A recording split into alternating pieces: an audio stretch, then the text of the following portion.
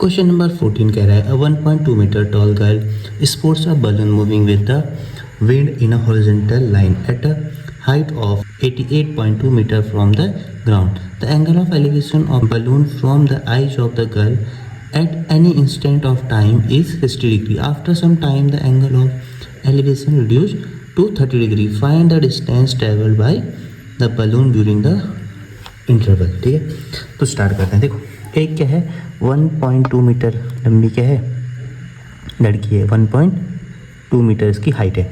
ठीक है, अब एक हॉरिजॉन्टली एक बलून क्या कर रहा है, उड़ रहा है, ठीक, जिसकी हॉरिजॉन्टल हाइट कितनी है, 88.2 मीटर की। आफ्टर सम टाइम ये कहाँ पहुँच जाता है, कहीं यहाँ पहुँच जाता है, हाइट तो सेम रहेगी, और ये तीनों कहाँ से होंगे, ग्राउंड से तो होगी इनकी हाइट ना। ठीक है, अब देखो गर्ल की हाइट कितनी है, 1.2, और ये कहाँ से देख रही है, अपनी आँखों से, तो पहले इंस्टेंट में कितना था इसका एंगल बलून से, 60 डिग्री।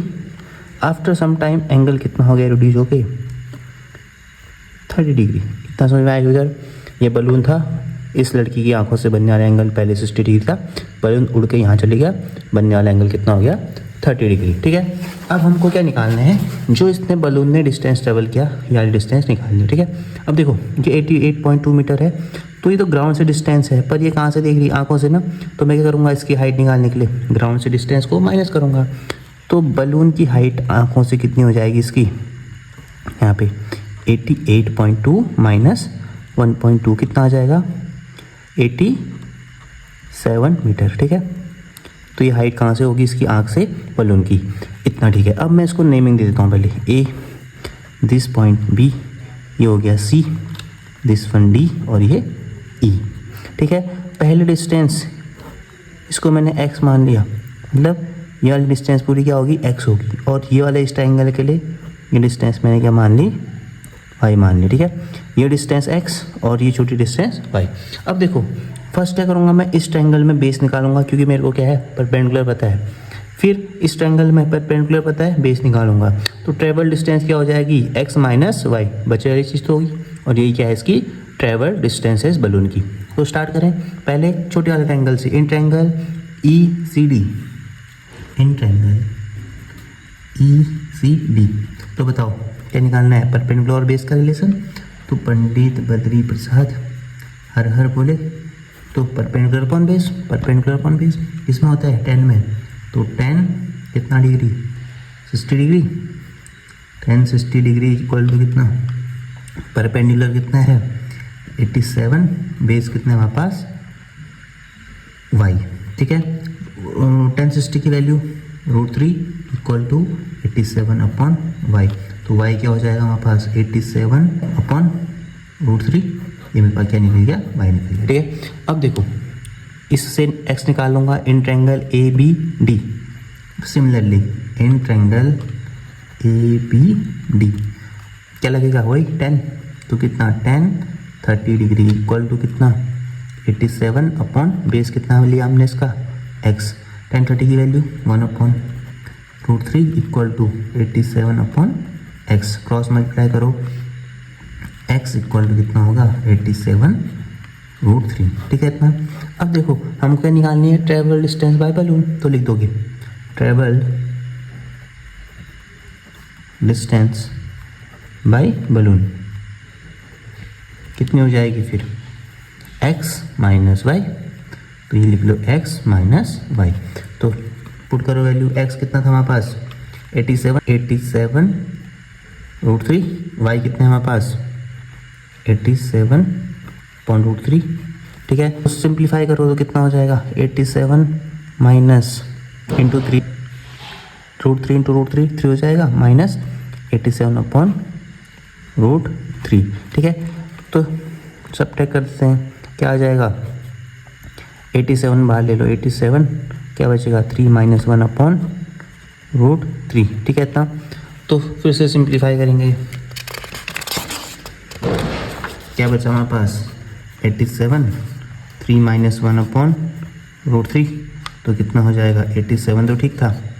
यहाँ कितना बचेगा 3 माइनस 2 अपॉन √3, फिर से रेशनलाइज करो तो इसको कितना होगा 87 इंटू 2 डेसिलाइज करूँगा तो √3 ऊपर और ये 3 हो जाएगा।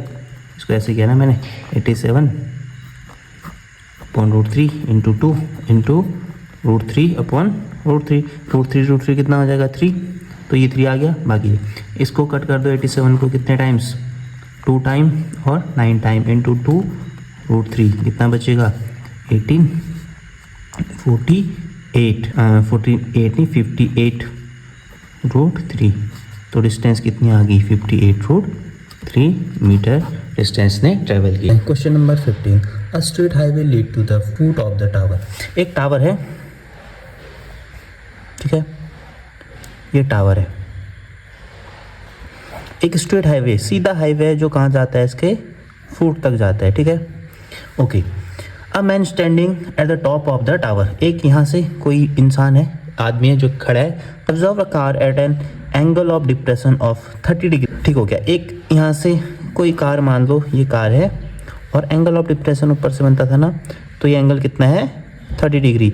अब ये 30 है तो पैरेलल लाइन्स हैं, तो ये क्या हो जाएगा, ये भी 30 डिग्री, ठीक, alternate angle. Which is approaching the foot of the tower into a uniform speed 6 second later the angle of depression of the car found to be 60 degree. Find the time taken by the car to reach the foot of the tower from this point, ठीक है।